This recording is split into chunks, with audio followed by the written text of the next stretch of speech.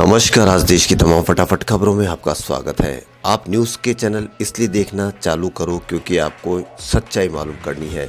यदि आप सच्चाई मालूम करने के लिए न्यूज़ चैनल देखोगे तो आप अपना भी अच्छा भला कर पाओगे, आप अपने बच्चों का भी भला कर पाओगे और देश का भी भला कर पाओगे।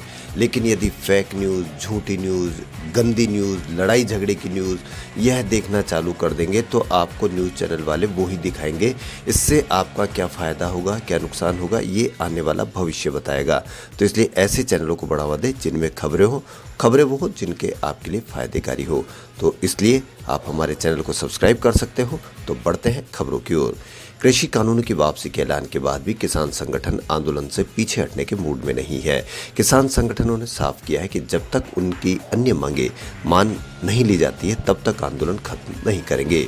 शीतकालीन सत्र के पहले दिन ही किसान संगठन दिल्ली पहुंचकर अपना विरोध जताएंगे।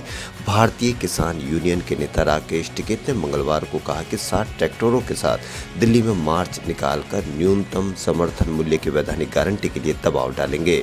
उन्होंने कहा कि 29 नवंबर को ट्रैक्टर मार्च निकाल संसद जाएंगे। संसद का शीतकालीन सत्र 29 नवंबर से शुरू होगा और 23 दिसंबर तक चलने की उम्मीद है।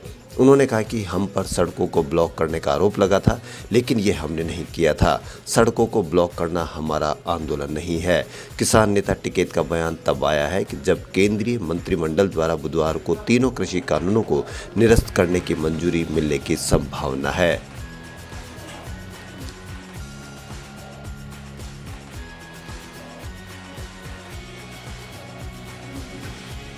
अखिल भारतीय आयुर्विज्ञान संस्थान दिल्ली के निदेशक डॉक्टर रणदीप गुलेरिया ने मंगलवार को कहा कि देश में कोविड की पहली 2 लहरों की तुलना में उतनी ही तीव्रता वाली तीसरी लहर आने की संभावना नहीं है। इस समय संक्रमण के मामलों में इजाफा नहीं होना दर्शाता है कि टीके अब भी वायरस से सुरक्षा प्रदान कर रहे हैं और फिलहाल तीसरी बूस्टर खुराक की कोई जरूरत नहीं है।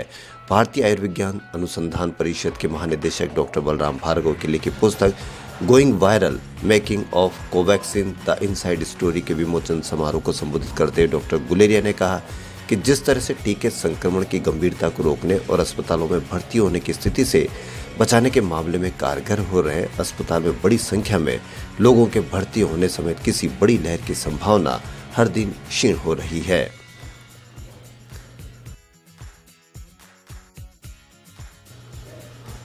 भारत सरकार ने संसद के शीत सत्र के दौरान अपने एजेंडे में 29 बिलों को शामिल किया है। इनमें 26 नए बिल शामिल है। मंगलवार को जारी लोकसभा के बुलेटिन के मुताबिक तीनों कृषि कानूनों को रद्द करने के लिए एक बिल शामिल है। इस बिल के जरिए सरकार पिछले साल मानसून सत्र के दौरान पारित 3 कृषि सुधार से जुड़े कानून को इसी महीने के अंत तक दोनों सदनों में रद्द करने की पहल करेगी। सरकार ने एजेंडे में द इलेक्ट्रिसिटी बिल भी शामिल किया है। किसान संगठनों ने जो 6 मांगों की लिस्ट प्रधानमंत्री के सामने रखी है उसमें इस बिल को वापस लेने की मांग शामिल है। संसद के शीत सत्र के दौरान सरकार के एजेंडे में शामिल 29 बिलों में 3 अध्यादेश भी शामिल है। मोबाइल के प्लान बढ़ना चालू हो गए हैं और इसमें किसी को तो हिम्मत दिखानी थी, सो पहला कदम एयरटेल ने उठाया।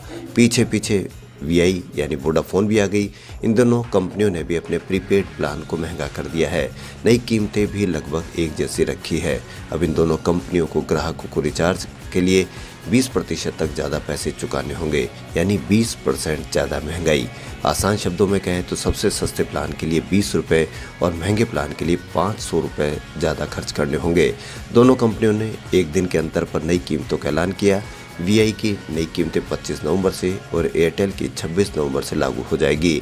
देश में कुल 106 करोड़ 4G यूजर्स हैं, जिसमें से 62 करोड़ यूजर्स वीआई और एयरटेल के पास हैं, यानी देश के 58.5% यूजर्स नई कीमतों से प्रभावित होने वाले हैं।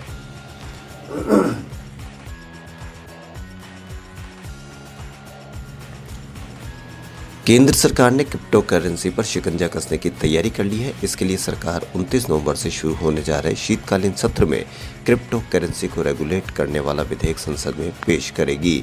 बिल में सभी तरह के प्राइवेट क्रिप्टो करेंसी पर पाबंदी लगाने की बात कही गई है। हालांकि क्रिप्टो करेंसी टेक्नोलॉजी को बढ़ावा देने के लिए सरकार कुछ ढील भी दे सकती है। ढील वाली कौन सी क्रिप्टो करेंसी होगी, यह भी साफ नहीं है। वहीं बिल की मदद से रिजर्व बैंक ऑफ इंडिया को अपने आधिकारिक डिजिटल करेंसी जारी करने के लिए सुविधाजनक फ्रेमवर्क मिलेगा। शीतकालीन सत्र में crypto currency and regulation of official digital currency bill 2021 समेत कुल 26 विधेयक पेश किए जाएंगे। लिस्ट में क्रिप्टो करेंसी से जुड़ा बिल 10वें नंबर पर है। भारत में क्रिप्टो करेंसी के 1.5 से 2 करोड़ यूजर हैं। इस बिल के कानून बनने से ये सभी यूजर प्रभावित हो सकते हैं।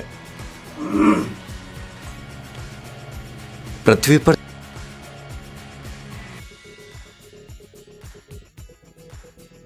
जीवन कैसे पनपा और इंसान कैसे आए, इसको लेकर आज भी कोई एक मत नहीं है। लेकिन हम बचपन से सुनते आ रहे हैं कि हमारे पूर्वज बंदर थे और समय के साथ साथ धीरे धीरे हमने खुद को विकसित किया।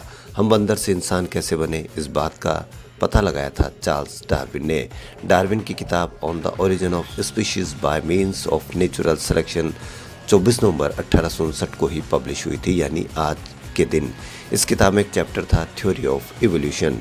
इसमें बताया गया था कि कैसे हम बंदर से इंसान बने। चार्ल्स डार्विन का मानना था कि हम सभी के पूर्वज एक हैं। इनकी थ्योरी थी कि हमारे पूर्वज बंदर थे। कुछ बंदर अलग जगह अलग तरह से रहने लगे। इस कारण धीरे धीरे जरूरतों के अनुसार उनमें बदलाव आने शुरू हो गए। उनमें आए बदलाव उनके आगे की पीढ़ी में दिखने लगे। टूरिज्म को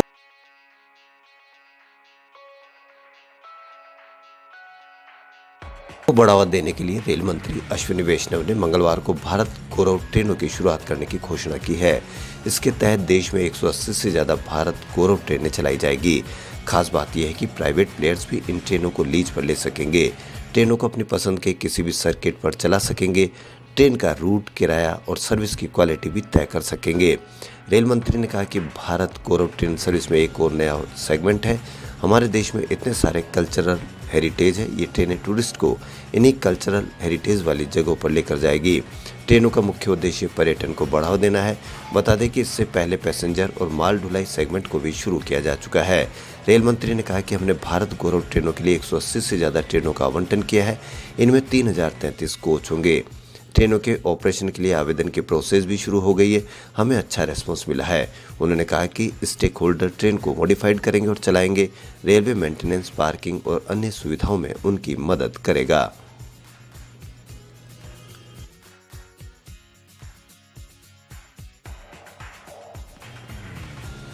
एक्टर शाहिद कपूर की upcoming sports drama film Jersey का ट्रेलर रिलीज कर दिया गया है। मेकर्स ने फिल्म का ट्रेलर सोशल मीडिया पर भी फैंस के साथ शेयर किया है। गौतम तिनूरी के डायरेक्शन में बनी इस फिल्म में मृणाल ठाकुर और पंकज कपूर भी अहम भूमिका में हैं। फिल्म में शाहिद क्रिकेटर बने हैं, वहीं मृणाल उनकी पत्नी की भूमिका में है। शाहिद के पिता पंकज कपूर फिल्म में कोच की भूमिका निभा रहे हैं। फिल्म में दिखाया गया है कि कैसे एक खिलाड़ी क्रिकेट छोड़ देता है और बेटे की जर्सी खरीदने के लिए दोबारा मैदान में उतरता है। इस फिल्म को 31 दिसंबर को सिनेमाघरों में रिलीज किया जाएगा। जर्सी इसी नाम की तमिल स्पोर्ट्स ड्रामा फिल्म की हिंदी रीमेक है। जर्सी से शाहिद लगभग 2 साल बाद सिल्वर स्क्रीन पर वापसी कर रहे हैं। खबरों फिलहाल इतना ही। यदि आपको हमारा चैनल पसंद आए तो लाइक, सब्सक्राइब और शेयर अवश्य करें। धन्यवाद।